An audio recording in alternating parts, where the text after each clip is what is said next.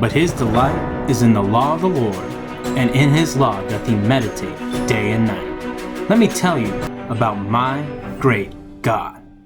Hey guys, Pastor Tim here. Hope you're ready to get your day started off in God's Word. We are in 2 Kings chapter 11, and if you haven't noticed, we've been spending a lot of time with the northern kingdom, with the kingdom of Israel, not a ton of time with the kingdom of Judah. A lot of times when we do talk about Judah, it's just in passing saying, all right, this king has come up and now this king. And well, now we're focusing a little bit more on Judah. If you recall, with the rising up of Jehu and the end of Jehoram, there was also the end of King Ahaziah of Judah. He was not a good king. Judah did have some good kings, but Ahaziah was not a good king. He was a brother-in-law to Jehoram, and he also brought in some Baal worship as well.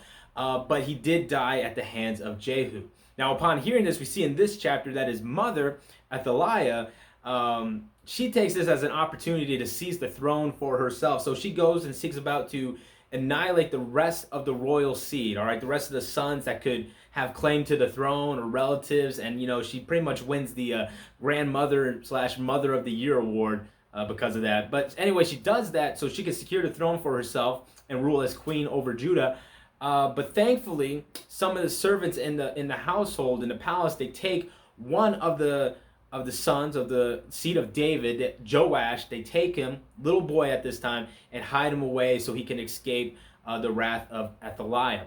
Now, after 7 years, all right, God allowing him to be saved, after 7 years, time has passed. Jehoiada, I'm pretty sure I messed up the pronunciation of that name, Jehoiada, the priest at that time sees this as the opportunity now to show Judah that, hey, the true king is still alive. Joash is the true king, and then remove Athaliah from her place on the throne. Now they go about this a certain way. They gather many of the guards at the house of the Lord, at the temple, and they anoint Joash there, but they set it up without the queen knowing so that they can prepare themselves in case there's a confrontation. And yes, there is a confrontation. They start to blow the trumpet and everyone's shouting, you know, God save the king. They kind of proclaim and show forth to all of Judah that this is your new king. This is your true king, not the lady up there. This man, Joash, of the line of David. And when Athaliah, she hears the noise coming from the house of God, she's like, what's going on? She goes down there and she sees Joash, now a little bit older, standing there with a crown on his head, and she realizes this is not good, and she rents her clothes and she cries treason, but it doesn't matter. Everyone now acknowledges Joash as the king, and they take her away and they slay her. And then once Joash is secure on his throne, he gives Jehoiada the authority to go out and just clean house, so to speak. He says, hey, you know, take care of all the Baal worshipers, all right? Take away all the idols of Baal. He is given the law of God. And so we don't just see a change of government, but we see a religious revival as well. Go away with all those things that Ahaziah and Athaliah allowed to come into Judah, all these false gods.